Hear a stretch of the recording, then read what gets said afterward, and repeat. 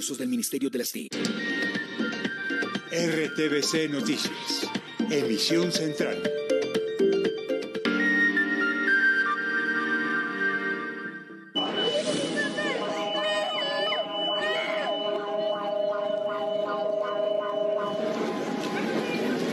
Gran susto en México por fuerte temblor de magnitud 7.7. El epicentro fue en la costa de Michoacán y dejó un muerto. Evalúan daños en estructuras. Asombrosa coincidencia. Un 19 de septiembre también ocurrió el mortal sismo de 1985 y el trágico terremoto en 2017. En Colombia, esta madrugada tembló en Santander. En medio del susto, la gente utilizó una alerta que emitió segundos antes en los celulares la multinacional Google. La otra alerta es por el peligroso huracán Fiona.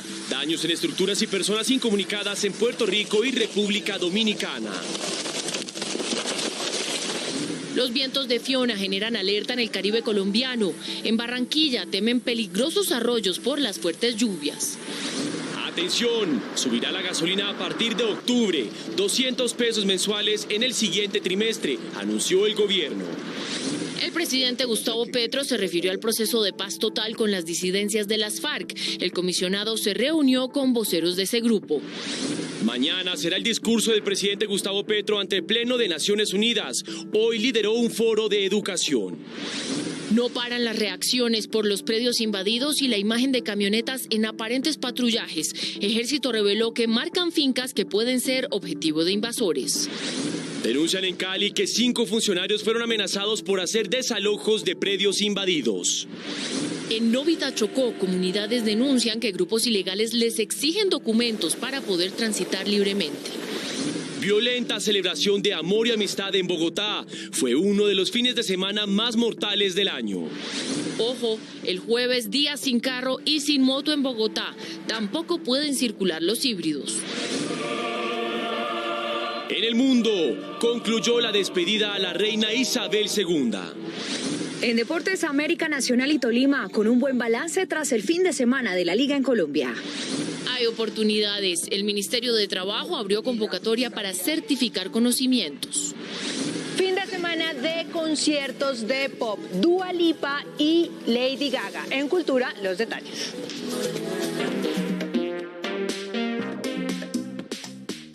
Buenas noches. Tembló en México. El movimiento con magnitud 7,7 tuvo epicentro cerca a la costa de Michoacán. La sacudida fue muy fuerte y las cifras preliminares hablan de un muerto. También evalúan cientos de estructuras para verificar los posibles daños. Este sismo de hoy causa además mucha impresión por una extraña casualidad. Un 19 de septiembre, pero de 1985, un terremoto devastó Ciudad de México. Y otro 19 de septiembre, pero hace 5 años, también ocurrió otro mortal sismo. Una coincidencia trágica. Menos de una hora después de que se realizara un simulacro de terremoto como parte de la conmemoración de los eventos ocurridos el 19 de septiembre de 1985 y 2017, un fuerte temblor desató el pánico en varios sectores del centro de México. El Servicio Sismológico Nacional detalló que el fenómeno se produjo a la 1:05 p.m, hora local, con epicentro a 59 kilómetros al sur de Cualcomán, en el estado de Michoacán. Entonces, en Manzanillo, sí, una persona perdió la vida porque se cayó una barda. La gente reaccionó así por la coincidencia de un nuevo sismo un 19 de septiembre. Es algo inédito, se podría decir, porque no es el primero, ya es el tercero.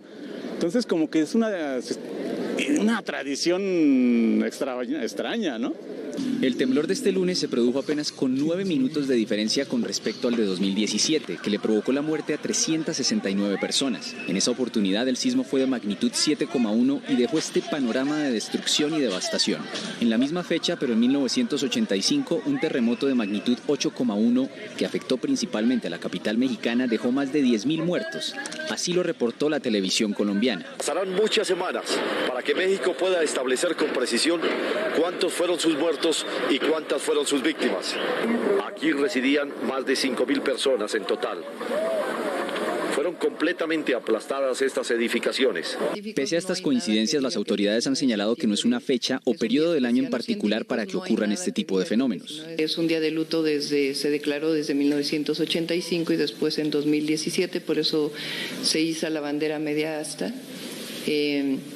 pero no hay, repito, científicamente nada que nos establezca algo sobre el 19 de septiembre. México registra una intensa actividad sísmica por hallarse en el cinturón de fuego del Pacífico que une a América con Asia, donde ocurren la mayoría de los terremotos en el mundo. Y también en Colombia tembló esta madrugada, ocurrió a la 1 de la mañana, la magnitud del sismo 5,0 y el epicentro fue Toca. En ciudades como Bucaramanga se sintió con fuerza. Por suerte, Daniela, no hubo víctimas o daños, pero la particularidad es que muchos teléfonos le avisaron a la gente, esto a través de una alerta que instaló la multinacional Google. Este sonido interrumpió el sueño de los santandereanos en la madrugada del lunes para notificarles que un sismo estaba sucediendo. No, pues me paré corriendo a la cama del cuarto de las niñas a ver, pero no, normal, ellas tampoco, ya estaban durmiendo también. Un aviso bien importante que está como recién implementado porque es la primera vez que nos suena y aparte de eso sonó la alarma. Se trata de la novedad de Google que busca advertirle a sus usuarios que deben ponerse a salvo, ya que hay riesgo de emergencia. Las ondas sísmicas corren en promedio a unos 5 kilómetros por hora. Las ondas electromagnéticas a más de 300.000 kilómetros. Entonces, esa diferencia de velocidad es lo que da ventaja para que una persona con su teléfono se entere segundos antes de que va a sentir un terremoto o un temblor. Desde el mes de marzo no se registraba como tal un evento sísmico de magnitud 5 en el departamento de Santander. En el año se han presentado más de 6.000 temblores y solo 24 han superado los 4,0 de magnitud en Santander. Y esta función en los teléfonos celulares ha causado muchas inquietudes en la gente. Estefanía Valencia, la saludo. Por favor, explíquenos usted cómo es que funciona esto. Así es, Mateo. Pues bueno, primero que todo, invitar a todos los televidentes a que saquen sus celulares y les muestro este paso a paso de esta función de Google que está activa exclusivamente en dispositivos Android. Yo traje este celular y les voy a mostrar. Mire, nos vamos a la opción de configuración y nos vamos a la parte de abajo hasta el final, donde vemos la opción que dice ubicación. Y bajamos un poquito y buscamos la opción que dice alertas de terremoto. Marcamos la opción de alertas de terremoto y simplemente le damos activar a esta opción y automáticamente Google, a través de los sensores y también del geolocalizador de su celular, reproducirá una alarma cuando se aproximen temblores o terremotos. Es muy fácil, rápido y no necesita descargar ninguna aplicación. Más noticias de eventos de la naturaleza porque sigue la alerta por el avance del huracán Fiona en el Caribe. En República Dominicana y también en Puerto Rico los estragos son de gran magnitud. Hay inundaciones y hay daños en viviendas. Como si de volcar lo paradisíaco del Caribe centroamericano se tratara, este es el paso de Fiona por esas costas. Puerto Rico lucía irreconocible resistiendo la furia de los vientos de este huracán. 150 kilómetros por hora la velocidad, que luego de dejar a la isla del Encanto inundada y sin electricidad, procedió a su avance hacia la República Dominicana, donde su ojo tocó tierra a las 3:30 de la mañana, hora local. Imágenes que no necesitan ser narradas porque por sí solas dejan clara la fuerza de Fiona, que se quedará hasta el jueves en ese país, según estimaciones de la Oficina Dominicana de Meteorología. Jornada laboral suspendida 24 horas y alerta roja en 13 de las 32 provincias del país, las primeras medidas adoptadas. Por su parte, la data del Centro Nacional de Huracanes de Estados Unidos calcula que la categoría 1 de Fiona, la más baja de los 5 niveles en la escala de Saffir-Simpson, tome fuerza y se eleve en las próximas horas. Pues el huracán Fiona podría tener coletazos en Colombia. Hay alerta roja en el Caribe por las lluvias inusitadas producto del sistema. Las autoridades también advierten tormentas eléctricas y fuertes vientos. Nos conectamos con Lucía Llanes. Buenas noches, Lucía, y adelante con los detalles. Daniela, muy buenas noches. A la segunda ola invernal que ha impactado al Caribe se suman los efectos de este huracán. Principalmente en La Guajira, Bolívar y Atlántico se han presentado grandes afectaciones. Según el IDEAM, se esperan 2 meses más de lluvias para la costa atlántica, por lo que se hace un llamado a las autoridades a activar protocolos para atender posibles emergencias y a la ciudadanía a no cometer imprudencias. Las lluvias han incrementado en el Caribe como efecto del paso del huracán Fiona por la costa norte colombiana. Varios departamentos sienten los estragos del fenómeno natural. Suele ser en septiembre y octubre los meses más lluviosos o con mayor cantidad de precipitación para la región Caribe. En ese orden de ideas, estas precipitaciones suelen ser intensificadas asociadas con el tránsito de algunos sistemas meteorológicos.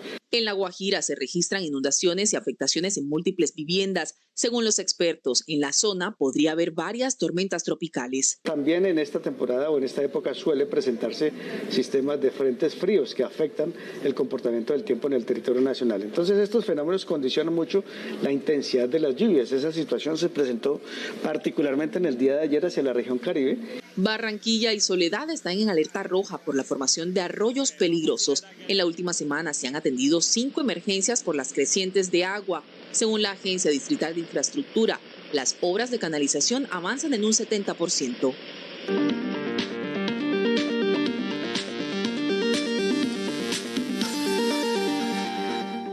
Atención y preparen el bolsillo porque desde el mes de octubre sube la gasolina y la tendencia se mantendrá hasta fin de año. El ministro de Hacienda explicó el incremento.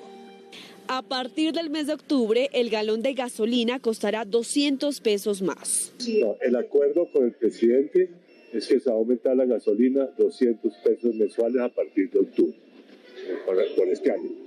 Es decir, serán 200 pesos mensuales a partir de octubre. Como el galón ya está en promedio en cerca de 9.500 pesos, para final de año superará la barrera de los 10.000 pesos. Ocampo también señaló que por ahora no es necesario subir el precio del galón del ACPM. El ACPM no se va a aumentar en transporte porque se va a cambiar la fórmula para tener en cuenta el diésel biológico, digamos, el biodiesel. El Comité de Regla Fiscal indicó que el Fondo de Estabilización de Precios de los Combustibles, que permitía que el precio de la gasolina en Colombia no subiera cada mes, tiene un hueco fiscal de 40 billones de pesos cada año. El alza busca impactar ese déficit. El tema de invasión de predios sigue en medio de un debate nacional. Este fin de semana generó reacciones una imagen, la de camionetas aparentemente patrullando para evitar invasiones de terrenos. El gobierno se refirió a la problemática. Los delincuentes estarían marcando con pintura roja en los árboles de las fincas como una seña, según el ejército, de que son predios a invadir. El alcalde de Plato, Magdalena, también denunció la situación.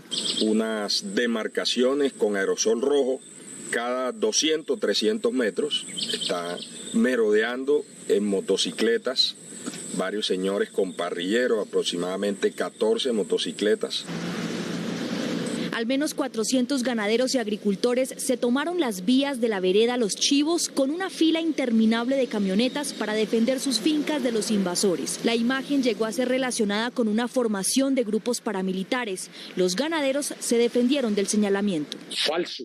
Allá fue la fuerza pública, fue la policía y fue el ejército a respaldar. No tienen por qué asustarse, por el contrario. Además porque lo conocen en las regiones. Son ganaderos de allí que dan empleo, que generan bienestar, que generan prosperidad. El gobierno admite que hay manos criminales en las invasiones. Una actitud delincuencial de clanes criminales que pretenden adueñarse de la propiedad de terceros. Pese a las advertencias, la gobernación del Magdalena descarta el riesgo de invasión en la región. No hay una sola denuncia penal que conozca la gobernación que se haya presentado sobre el tema. No hay informes de inteligencia que den cuenta de que se va a invadir. Según Fedegan, hay por lo menos 4.000 hectáreas de tierra en riesgo de ser ocupadas en el Magdalena. El ejército adelanta patrullajes en 3 municipios. En Cali denuncian que 5 funcionarios fueron amenazados por realizar labores de desalojo de predios. En el oriente de la ciudad hay 4 sectores afectados por esta práctica.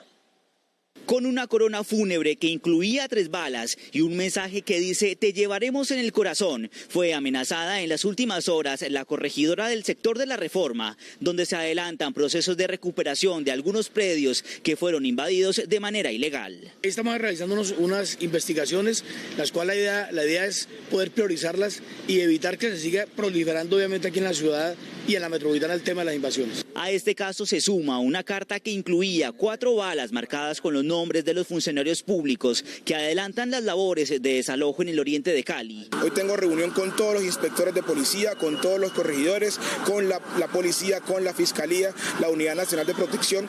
Vamos a brindarle toda la garantía a nuestros funcionarios. Por lo menos 5 hectáreas del terreno en zona rural de Cali fueron invadidas. 3 sectores se han recuperado. Los operativos seguirán esta semana en puntos como la Laguna del Pondaje, Villa Mercedes, Villa Victoria, Cauquita y Altos de Menga.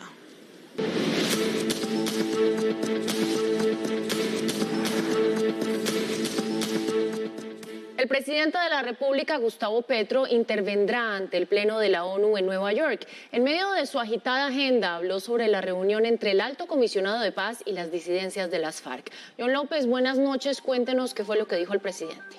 Hola Daniela, buenas noches. Pues el mandatario dijo que estos son tan solo los primeros pasos en la búsqueda de la paz total. Aseguró que por ahora solo se están nombrando posibles negociadores y pidió a los detractores de estos diálogos enfocarse en criticar la guerra y no la paz. En Nueva York, el presidente Gustavo Petro se refirió a los posibles diálogos con las disidencias de las FARC. Es un comienzo balbuciante en este momento. Simplemente se están nombrando negociadores de diversas organizaciones. También envió un mensaje a aquellos que, según él, critican los acercamientos que eventualmente generarían un cese al fuego bilateral. La paz siempre será criticada. No he escuchado en algún momento de la historia de Colombia en donde yo haya podido observar procesos de paz que no se critique la paz. Y yo creo que lo que más hay que criticar es la guerra. Además, el mandatario hizo énfasis en que dentro de las voluntades de los grupos armados que han manifestado su intención de negociar está la protección de la selva amazónica. Entre las cartas que he recibido, me llama la atención el que ya se esté vinculando el tema de la revitalización de la selva amazónica a las tareas de la paz. El presidente dijo que la guerra en Colombia es la razón principal para que miles de colombianos hayan abandonado el país y buscaran refugio en otras naciones. La reunión entre el gobierno y las disidencias de las FARC causó diversas reacciones políticas. La mayor preocupación está en cómo diferenciar las negociaciones con estructuras políticas y con criminales. Para el senador Ariel Ávila se podría hacer un tratamiento que él denomina alternativo en el marco de las negociaciones. Que mediante una modificación a la JEP puedan ingresar nuevamente a esa justicia transicional con unas penas adicionales por los delitos cometidos desde el 2 de enero de 2016. El presidente del Congreso pide prudencia y afirma que es necesario avanzar para desarmar los violentos sin dejar de lado el proceso penal en contra del narcotráfico. Entre la justicia transicional para las insurgencias y la justicia penal ordinaria que permita el sometimiento a la justicia de las organizaciones dedicadas al narcotráfico. El ex negociador de paz y senador Humberto de la Calle asegura que el mensaje implícito de la reunión del comisionado de paz con las disidencias es premiar a quien incumplió en una anterior negociación. Y además le quita seriedad al Estado. El Estado colombiano dijo, esta es su oportunidad, no hay una nueva oportunidad. Para el exministro del Interior, Juan Fernando Cristo, se puede negociar con todos, pero en distintas mesas con distintos marcos jurídicos. Distinguir claramente entre los grupos que tienen origen político, que tienen como propósito la búsqueda del poder, y aquellos que su único propósito son las actividades ilegales. Esta semana quedaría listo el borrador de la ley de acogimiento y sometimiento para garantizar el desmantelamiento de las organizaciones. En Novita, Chocó, hay alerta por el confinamiento de varias comunidades. Al parecer, grupos armados ilegales estarían exigiendo documentos para dejar transitar a las personas por el municipio. Este es un informe de Karina Prado, periodista de la Radio Nacional. Son 30 comunidades pertenecientes al Alto y Medio Tamaná en el municipio de Novita, en el departamento del Chocó, las que se encuentran hoy con restricciones de movilidad. Pero es que además los grupos armados ilegales están exigiendo un carnet para identificar quién llega y quién se va desde estas poblaciones, lo que han rechazado cada uno de los consejos comunitarios.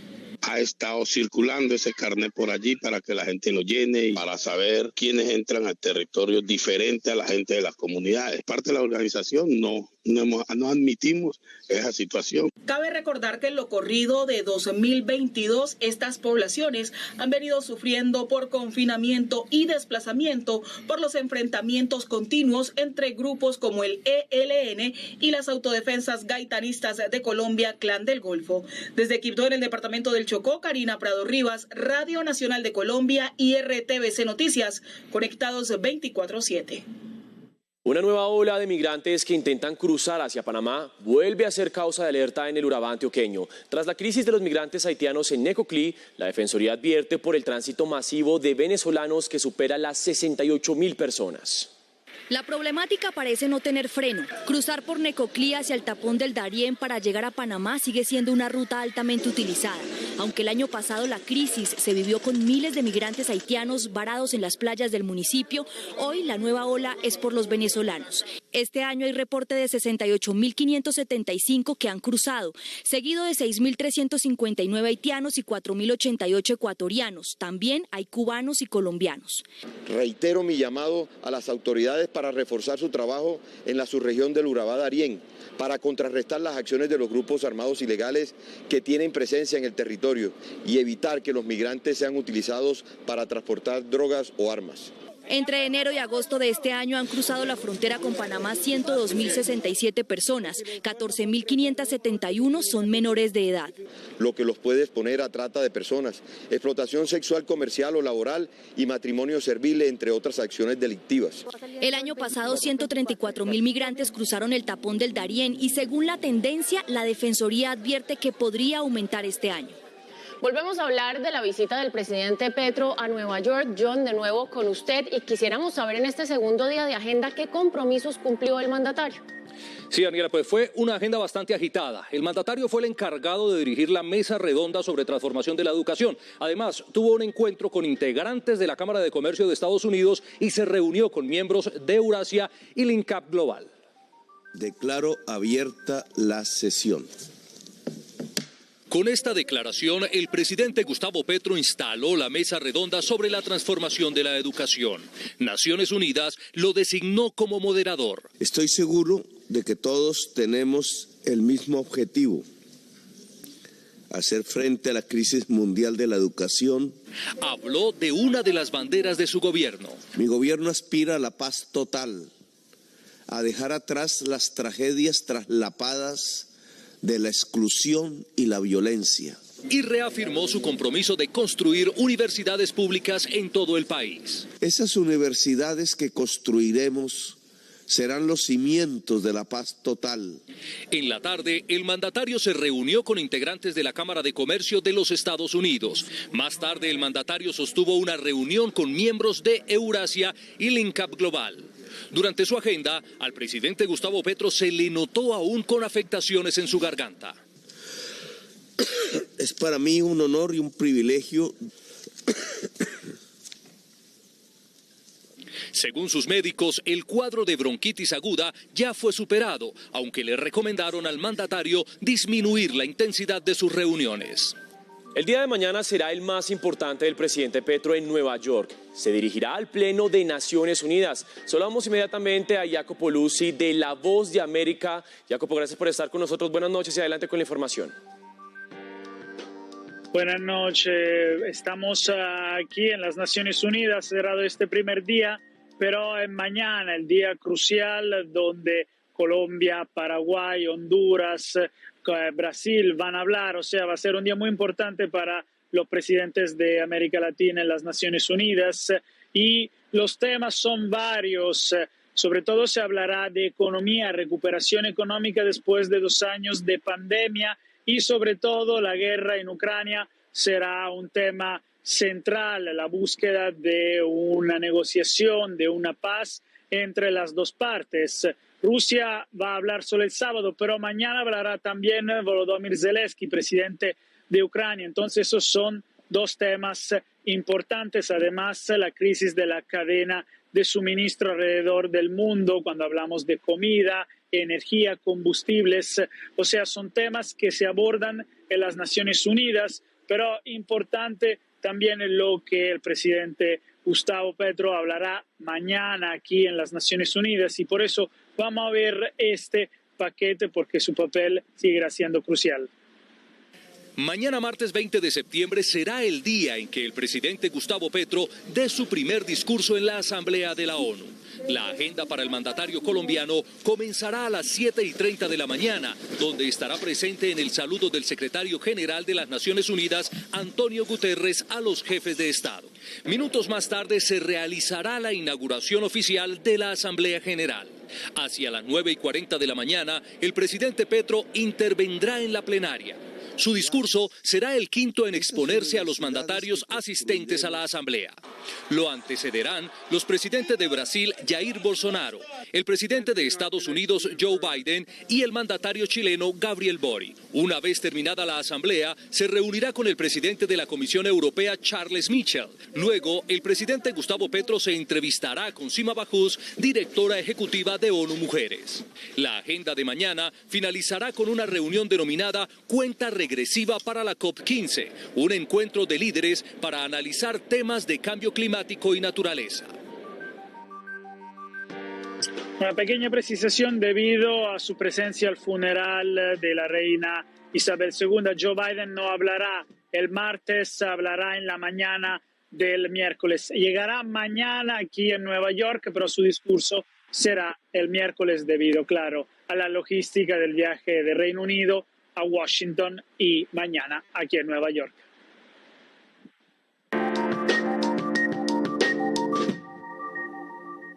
En el Valle del Cauca hay estragos por las lluvias. Una joven de 19 años fue víctima de una creciente. La arrastró el río Jamundí. Alejandro Muñoz, buenas noches y adelante. Daniela, televidentes, buenas noches. Pues esto se da luego de las fuertes lluvias que se registraron en las últimas horas. Pues precisamente hay que decir que la víctima se encontraba en un punto conocido como Puente Tabla. Eran la 1 de la tarde cuando fue sorprendida por la creciente súbita. 5 horas después, su cuerpo fue hallado en otro sector que se conoce como el Trapiche, que queda ubicado entre las veredas San Miguel y El Oso. Allí, con ayuda de la comunidad y los bomberos voluntarios, se logró rescatar su cuerpo. Una tragedia que enluta a una familia vallecaucana. La víctima fue identificada como María Isabel Valencia Hurtado, quien estaba realizando labores de campo a orillas del río Jamundí. La mujer fue arrastrada por una creciente 5 kilómetros abajo entre la vereda San Miguel y El Oso, en zona rural de Jamundí, sur del Valle del Cauca. Estar pendientes de las señales que debemos tener en cuenta a la hora de visitar los ríos o en lo posible procurar, si sabemos que estamos en lluvias, no asistir a este tipo de eventos. Luego de 5 intensas horas de búsqueda, organismos de socorro junto a la comunidad de la zona encontraron el cuerpo de la mujer, que tenía múltiples heridas por el fuerte movimiento del agua. El levantamiento del cuerpo se da por el Cuerpo de Bomberos de San Antonio, en el cual se determina la pérdida de la vida de la joven. La Secretaría de Gobierno coayudó para poder realizar las exequias de la joven. Durante el primer semestre del año, al menos 7 personas perdieron la vida debido a las crecientes súbitas de los ríos. En 27 municipios del Valle, las autoridades reportan afectaciones por la temporada de lluvias. Cerca de 10.000 habitantes de 3 municipios del Cesar resultaron afectados por la creciente súbita de varios ríos. La comunidad pide ayudas humanitarias. Humberto Carrillo, periodista de la Radio Nacional, tiene los detalles. Así es, la emergencia se presenta en corregimientos y veredas de los municipios de Curumaní, Pailitas y Chiriguaná, donde sus habitantes esperan la llegada pronta de los organismos de socorro. Hoy le pedimos ayuda a la Oficina de Gestión del Riesgo, ya que hay gente que amaneció en la calle, niños, que hoy en día son víctimas del conflicto armado y que necesitan la ayuda del gobierno departamental. Por su parte, la Oficina de Gestión del Riesgo del Cesar informó que en Pailitas son 500 familias afectadas en 5 barrios y 6 veredas, y se va a realizar el censo de los damnificados para llevar ayudas y posible reubicación en albergues temporales. Y desde la Secretaría de Gobierno se informó que a pesar de esta situación de emergencia, por ahora no habrá declaratoria de calamidad pública. Las fuertes lluvias en Medellín afectaron 2 estaciones del metro y las autoridades alertan por el aumento de las precipitaciones hasta en un 40% en Antioquia. Ismael Tobón, buenas noches y lo escuchamos. Adelante. Hola Daniela, muy buenas noches. Mire, según el IDEAN se estima de que las lluvias, esta segunda temporada de lluvias en el departamento de Antioquia se extiendan incluso hasta iniciando el 2020. por lo que preocupa, por supuesto, a los diferentes organismos de socorro del departamento. Pero ¿qué fue lo que ocurrió en el sistema Metro de Medellín, en el servicio de suministro de energía a estas estaciones? A continuación, todos los detalles. Por las lluvias de alta intensidad en el sur del Valle de Aburrá se inundaron los cuartos técnicos de la estación La Estrella, lo que provocó afectaciones en el sistema eléctrico de las estaciones Itagüí y Sabaneta. Estamos desplegando todas las estrategias operativas con el fin de que las frecuencias sean las más adecuadas para la movilidad de los usuarios. Miles de usuarios del sistema tuvieron inconvenientes para trasladarse. Y esta semana pasada también hubo otro problema con una falla, también el sistema eléctrico. Y no le paran bolas a eso. En Itagüí continúa la emergencia. La comunidad del barrio Villalía sigue sacando el lodo de sus viviendas por la fisura de un tubo. Estamos acá con toda la actitud colaborándole a la comunidad para tratar de evacuar todo lo que tuvo que ver con deslizamiento y toda la inundación. Según las autoridades del departamento, las lluvias estarán más fuertes en los próximos días, por lo que están activos los consejos municipales de riesgo. Ismael, sigo con usted y es que en Medellín sigue la preocupación por la estabilidad del edificio Continental Towers. Y es que en las últimas horas reforzaron algunos puntos críticos. ¿Qué otras medidas se han sido tomadas? Mateo, pues por ahora se han tomado esta medida, la instalación de unos elementos de hierro que van a permitir que la estructura se mantenga estable y así garantice seguridad para cada uno de los miembros de gestión del riesgo y los expertos que están realizando los estudios. Se estima que en los próximos días se entregue este informe final para determinar si es demolida la estructura y se pueda organizar la fecha exacta de demolición. A continuación, más detalles. El trabajo consistió en la instalación de apuntalamientos o refuerzos de algunos puntos en los parqueaderos del edificio, lo que permite un mejor soporte de la estructura. Por ello es necesario que los ingenieros puedan ingresar de forma segura, en especial donde están las zonas de parqueadero, que hay unas losas en voladizo, los cuales necesitamos estabilizar. Con el ingreso de los especialistas en la edificación comenzarán los estudios que en 10 días deberán indicar si se hará demolición y se proyectará la fecha de ser necesaria. Hemos trabajado de manera mancomunada con los ingenieros, consultores que ya conocían los modelos matemáticos y que han permitido una celeridad en esta evaluación estructural. La entidad de gestión de riesgo lleva más de 2.000 registros fotográficos de las condiciones en que se encuentra el Continental Towers. El hacinamiento de algunos centros transitorios de detención de Mocoa, Putumayo, llega al 300%. La cárcel resultó afectada por la avalancha hace 5 años. Ángela Montilla, periodista de la Radio Nacional, nos cuenta más. De acuerdo con David Gamba, secretario de Gobierno de Mocoa, la Casa de Justicia del municipio solo cuenta con capacidad para 30 personas. Sin embargo, en el momento hay más de 130 personas privadas de la libertad. Y con el fin de garantizarles los derechos, la administración municipal ha asignado 50 millones mensuales. Sin embargo, ya no alcanza para garantizarles la alimentación y la estadía para todos. Tenemos que decirle a la comunidad, Mocoa ya en este momento tenemos alrededor de 130 personas, de las cuales ya no tenemos el presupuesto, porque Mocoa le estamos dando 50 millones de pesos mensual, se está yendo en comida. Entonces se le pidió en la articulación a la gobernación de que nos apoyara con recursos. Ante esta problemática que ya tiene hace un tiempo el departamento de Putumayo y la falta de recursos, la administración municipal de Mocoa ha hecho un llamado al gobierno departamental y nacional para que atienda la situación lo más pronto posible. Radio Nacional de Colombia y RTVC Noticias, conectados 24/7.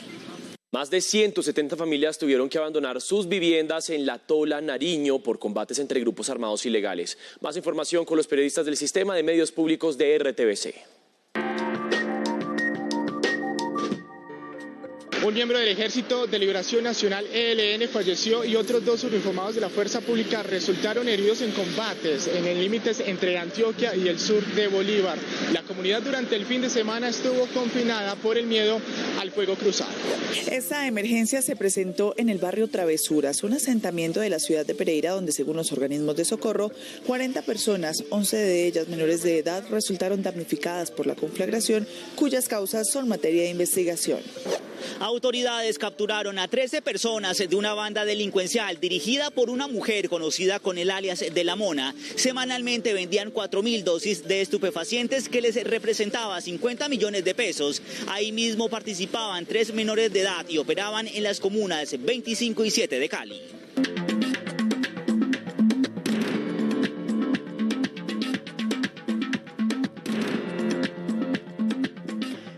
la información internacional en RTVC Noticias. Tras 11 días de funerales, hoy concluyó el homenaje a la reina Isabel II. Saludamos a esta hora a nuestro corresponsal en Londres, Orlando Mancini. Orlando, buenas noches y adelante con la información. Buenas noches.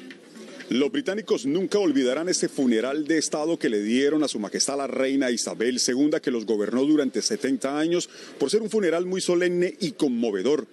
Algunos llegaron desde muy temprano, otros lo hicieron desde el pasado fin de semana con carpas para pasar la noche y cubrirse de las gélidas temperaturas en la madrugada.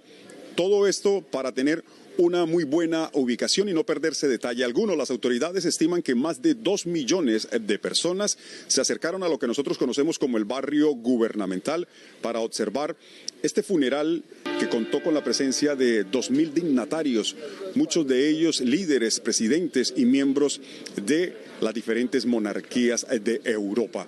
Ahora, el rey Carlos III tiene una gran responsabilidad de evitar esas intenciones separatistas de algunas naciones que no quieren reconocerlo como su jefe de Estado. Ese fue un informe desde Londres, Inglaterra, de Orlando Mancini para RTVC Noticias, conectados 24/7. Orlando, muchísimas gracias. Y la Embajada Británica en Bogotá también le rinde homenaje a la reina Isabel II. ¿Cómo son los actos en la capital del país, Luisa Barberi?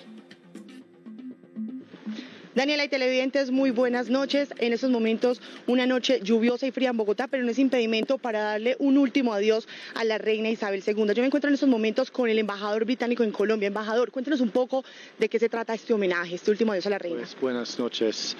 Y sí, me gustaría agradecer a los dueños del Torre Colpatria por este homenaje a su majestad, la reina Isabel II. Tenemos las dos imágenes de su majestad al inicio y de su reino y en sus últimos días. Y representa, creo yo, 70 años en el trono, que es un logro importante, el periodo más largo en más de 1000 años de historia de la monarquía británica. Pero creo yo también que representa o refleja la reacción muy conmovedora que hemos visto de todas partes de la sociedad colombiana tras su fallecimiento. Y en la embajada nos gustaría agradecer a la gente colombiana este homenaje, esta amistad y esta solidaridad. Me gustaría también agradecerles al canciller y a la primera dama por su presencia, por su participación en la ceremonia en Londres esta mañana. Embajador, usted también habla ahorita un poco sobre cómo será recordada la reina Isabel II en este lugar, en este país, donde también hizo tantas obras, donde las personas la recuerdan con tanto cariño. Sí, creo que en Bogotá, en Colombia y en otros países vamos a pensar en una persona humilde, en una persona con un contacto muy humano con la gente británica, pero también la gente de todas partes del mundo. Pero quizá más que todo de una persona con un profundo sentido de deber, que es algo muy importante para mí como diplomático británico. Embajador, muchísimas gracias y yo le quiero pedir a mi camarógrafo que le muestre a los televidentes de cómo está en estos momentos la Torre Colpatria en Bogotá, que rinde en esta noche un homenaje a la reina Isabel II. Por el momento es toda la información, yo regreso con ustedes, Luisa Barberi, RTVC Noticias, conectados 24/7.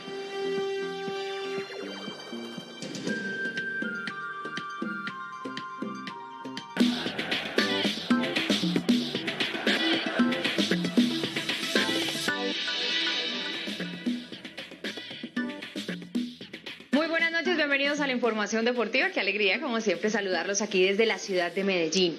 Pues bueno, vamos a hablar del fútbol profesional colombiano, de esta fecha número 12, esa tabla de posiciones que cada vez está más apretada, solamente 3 puntos de diferencia empiezan a dividir a los equipos, porque están Atlético Nacional, Pasto y América, y por lo pronto también Pereira y Águilas, que quieren subir más en la tabla de posiciones con 18 unidades. En fin, esto está emocionante. Así que bueno, vamos a repasar qué sucedió en este fin de semana, en donde hubo fútbol en nuestro país. Atlético Nacional que ganó, lo mismo que el América, Tolima también, afortunadamente para el equipo de Hernán Torres, y otros equipos que continúan en crisis como el Deportivo Cali.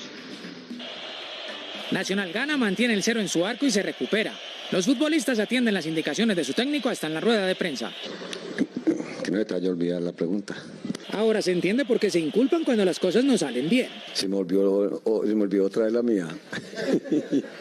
Otro que se recuperó fue el América, que ganó después de 2 derrotas consecutivas. Era transmitirle tranquilidad, simple y sencillamente. Y el Tolima ganó después de 9 fechas, más allá de la irresponsabilidad de alguno de sus jugadores. En cuanto a la Meco Rangel, bueno, cometió un acto disciplinario, está el comité de disciplina, no sé, ellos son los que deciden y determinan.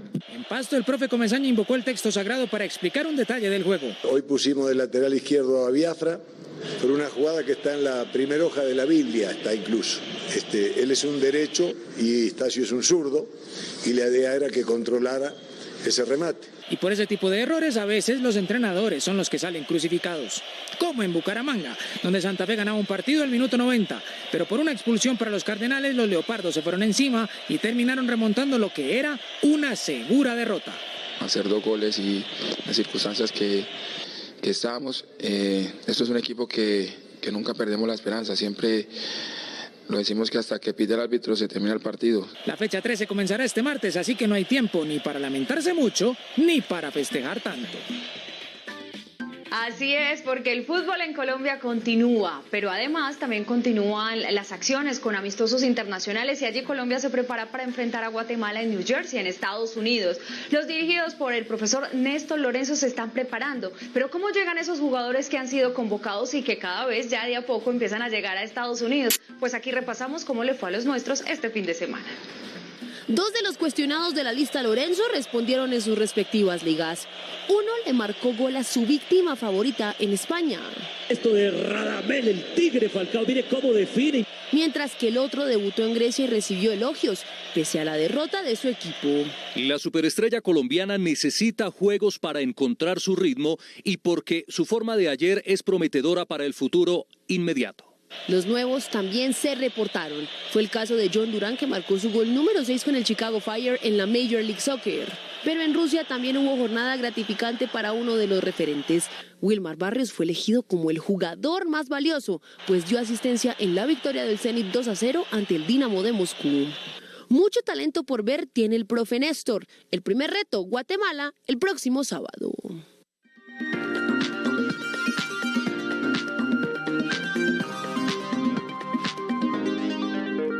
Hola a todos, bienvenidos a las noticias culturales. Yo les cuento que este fin de semana estuvo muy nutrido en conciertos de pop. En Bogotá se presentó Dua Lipa, y a pesar de que el show estuvo muy bueno y ella estuvo impecable como siempre, hubo varios problemas de logística que le pusieron la zancadilla a la noche. Por un lado, el sonido no fue el mejor, hubo bastantes fallas, y por el otro, hubo problemas con respetar la silletería que estaba indicada en la boleta. Este concierto estaba organizado por el grupo Oxesa y tenía una tercerización en el asunto logístico con un grupo que se llama Empresa 911. Fue en el Parque Salitre Mágico.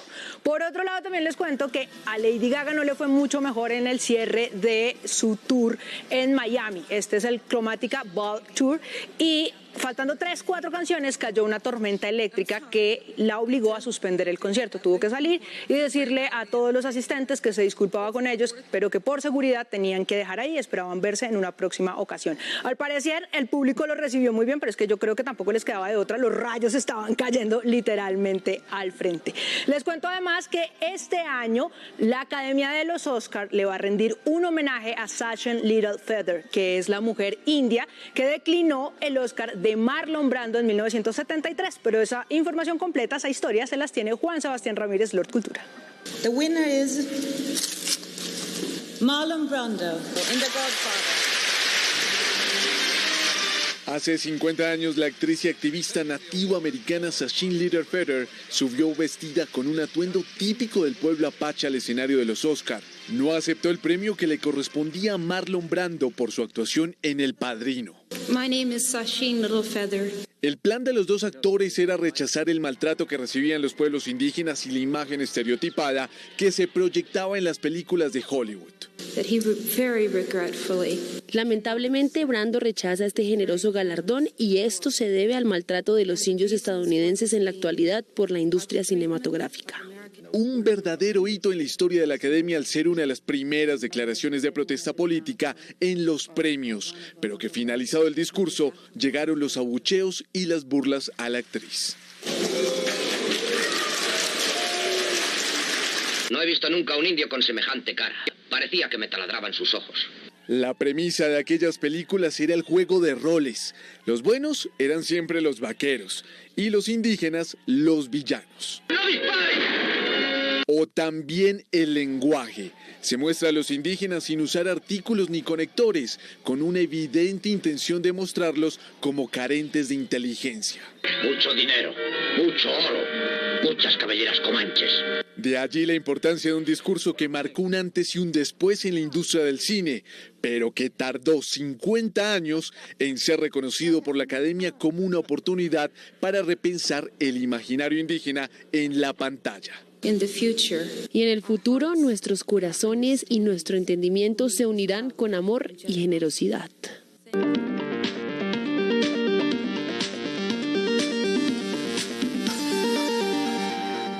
$9 billones ganaron los bancos en Colombia durante los primeros 6 meses del año. Con ese dato, el sector se consolida como uno de los mejores, de mejor recuperación después de la pandemia. Las ganancias de los 28 bancos que operan en Colombia aumentaron a $9 billones durante el primer semestre de este año, un alza anual de 84% según la Superintendencia Financiera. Los 18 bancos nacionales tuvieron $7,8 billones en utilidades, mientras que los 10 bancos extranjeros $1,2 billones. Una banca sólida apoya a las familias como a las empresas. A las familias a la hora de comprar una vivienda con plazos moderados y con unas tasas que hoy se están regulando mejor. Para las empresas igualmente les acompañan en el apalancamiento, en su crecimiento. Hoy la banca se está convirtiendo en el socio estratégico más importante de las empresas. A junio de este año, las personas y empresas en Colombia les deben $625 billones en créditos a estas compañías.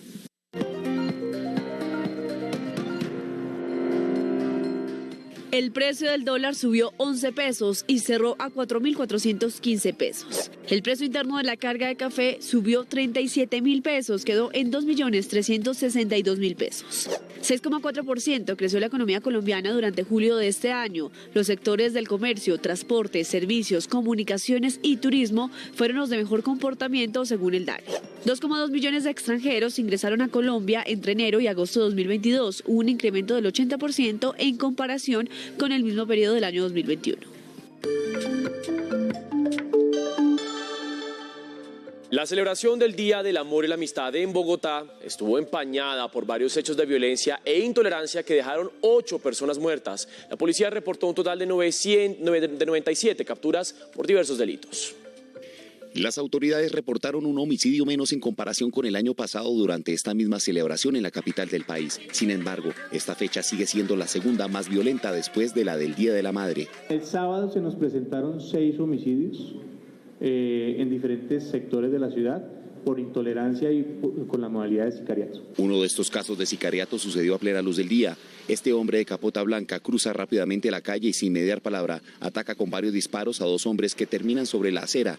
El victimario emprende la huida, pero minutos después, uniformados de la policía logran capturarlo. El factor más común en donde se presentan alteraciones del orden, situaciones de comportamientos contrarios a la convivencia, incluso delitos, está asociado al exceso de consumo de alcohol, a situaciones de intolerancia.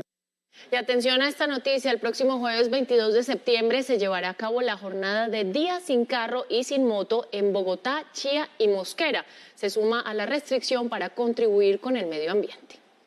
La restricción del día sin carro y sin moto iniciará desde las 5 de la mañana hasta las 9 de la noche. Se espera que 2 millones de vehículos no circulen por la ciudad.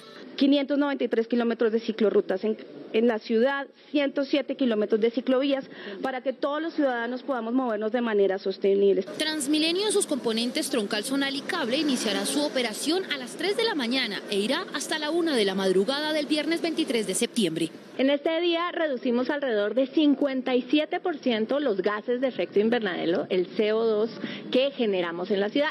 Estos son los corredores habilitados para la ciclovía ese día. Avenida Boyacá, calle 170 y calle 134. La carrera novena entre la calle 147 y 127. La carrera séptima entre la calle décima y calle 24. La carrera 50 entre la calle 39 a sur y calle novena.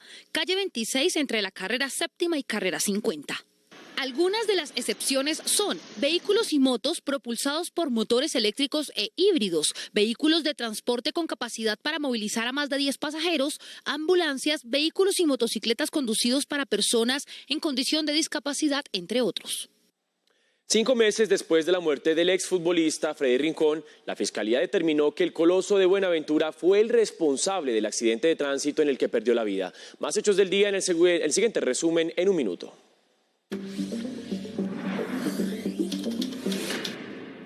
La Procuraduría formuló cargos contra el capitán de la policía Jorge Isaac Aguilar, quien habría facilitado el tráfico de transporte de cocaína en una avioneta privada.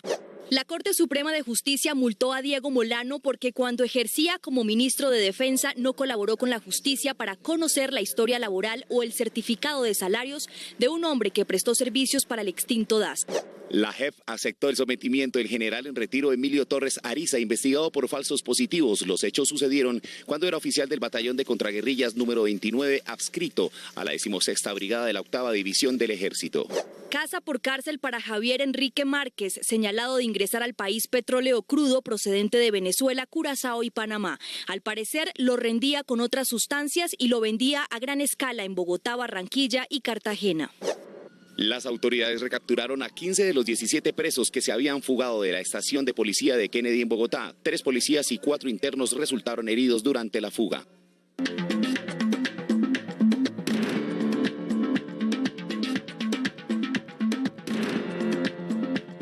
Volvemos con la noticia del funeral de la reina Isabel II, y es que líderes del mundo se sumaron a la despedida de la monarca, protagonista en la historia de Occidente en los últimos 70 años. Una sola palabra resume y a la vez graba en la historia este día. Adiós. Isabel II se despidió y por lo alto de su gente, el reino al que volcó cada minuto de su existencia.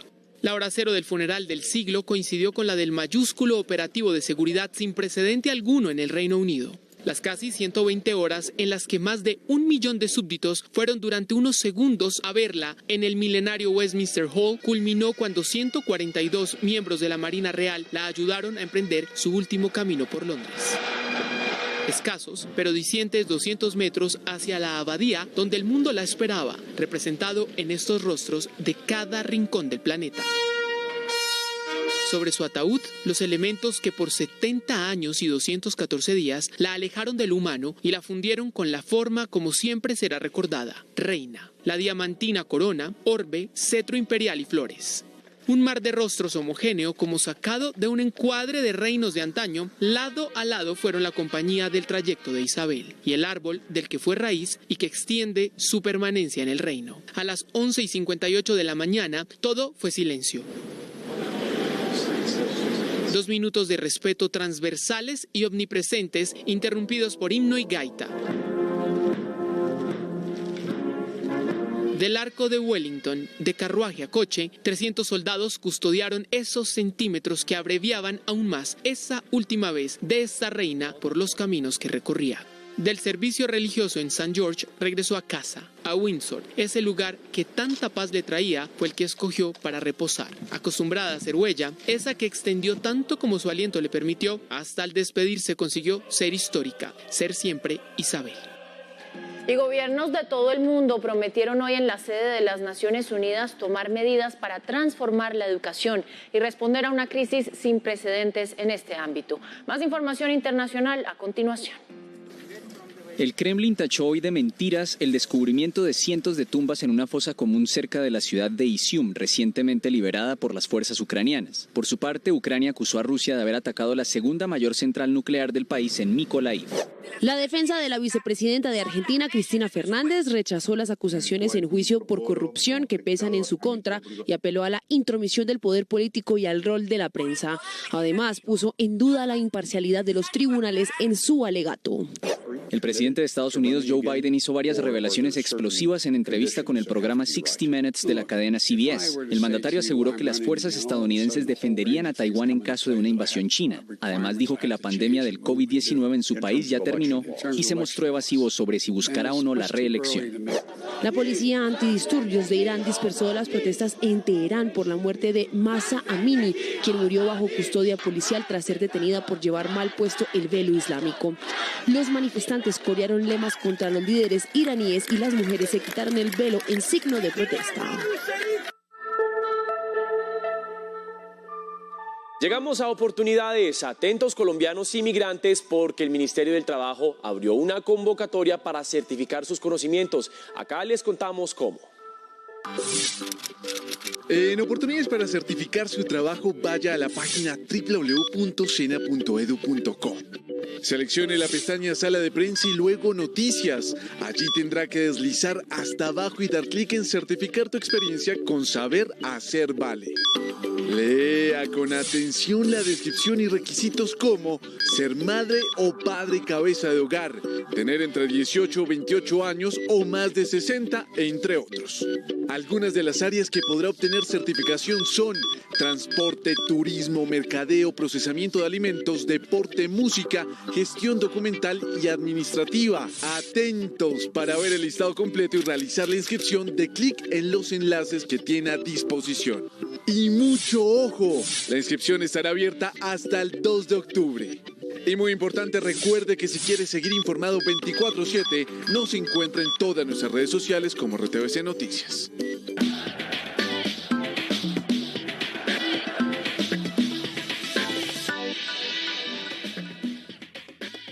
Y seguimos con más información deportiva. Después del compromiso que tuvieron ante Turquía por la Copa Davis, Juan Sebastián Cabal y Robert Farah se concentran ahora en lo que quieren buscar, que es un cupo a la Copa de Maestros. Por eso van a hacer una gira por Europa para poder obtener ese anhelado paso a este torneo que se va a disputar en Turín. Con esta información nosotros comenzamos nuestro recorrido en nuestro resumen deportivo del día. Roger Federer ya está en Londres y comenzó su preparación para afrontar la Labour Cup, que se disputará desde el viernes y hasta el domingo en el Arena O2 de la capital inglesa. Este será el último torneo de Su Majestad en el circuito. El colombiano Jordan Díaz debutó en las grandes ligas del béisbol con un imparable en la parte alta de la séptima entrada en el duelo de los Atléticos de Oakland, su equipo, ante los Astros de Houston. Del 29 de septiembre al 2 de octubre, Colombia será sede del primer campeonato panamericano de rafting. Realizar un movimiento deportivo a nivel nacional para que todos los jóvenes se motiven a practicar este hermoso deporte, para que podamos tener escuelas de formación deportiva de rafting. Deportistas de más de 10 países harán presencia en el municipio de Valle de San José, en Santander, para esta competencia.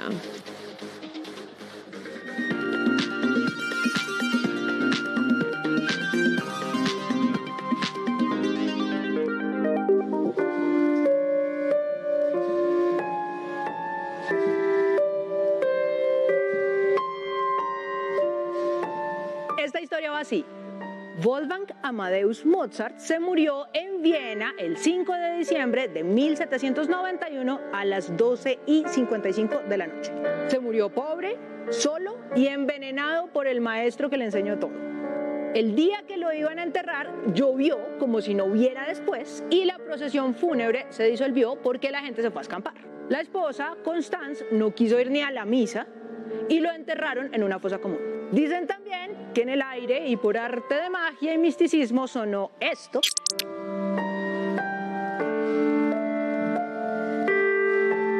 Que es la lacrimosa de su requiem en re menor. Un requiem es una misa de muertos y el lacrimosa es el momento en que todos piden perdón por sus pecados y le desean el descanso eterno. Y también dice que ese mismo requiem se lo había encargado la muerte transfigurada en un hombre vestido de negro. Así que a medida que lo iba escribiendo, su cuerpo se iba deteriorando. Por supuesto, a eso hay que quitarle 3/4 de drama porque la historia ha sido un teléfono roto.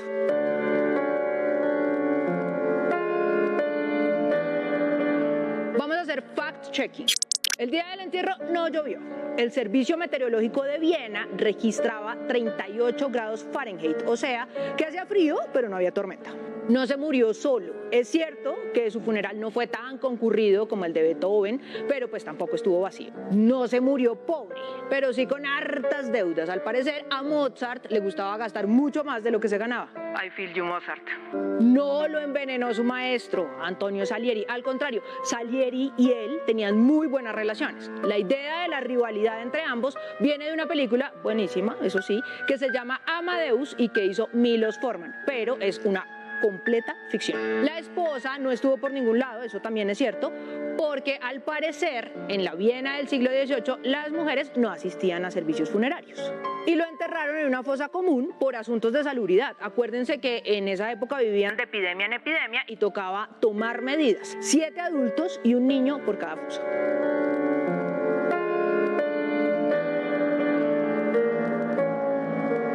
Pero lo más fantasioso de todo es lo del requiem sonando en el aire y el encargo de la muerte.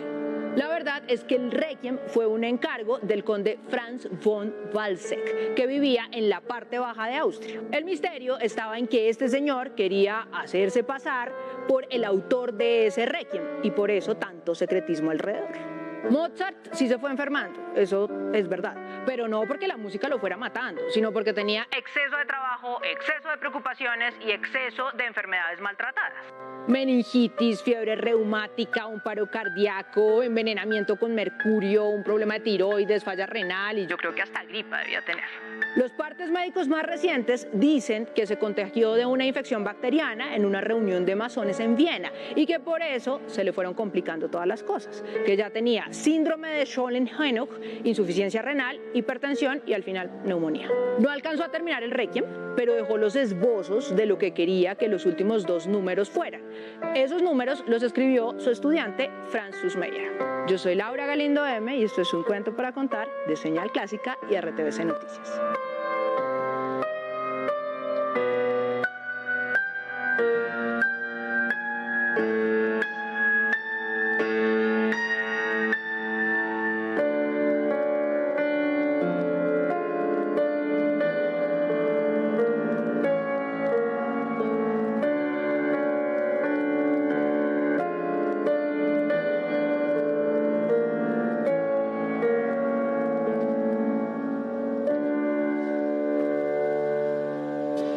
Mire usted, despedimos la jornada desmitificando hechos alrededor de la vida de un importante artista de la música clásica como es Mozart. Además, antes duró, porque con todas esas ¿Qué más le iba a dar a ese señor? Dios mío. ¿Qué más le iba a dar a ustedes? Muchísimas gracias por acompañarnos esta noche. Nos vemos mañana al mediodía y a las 7 de la noche. Que descansen. Chao, chao.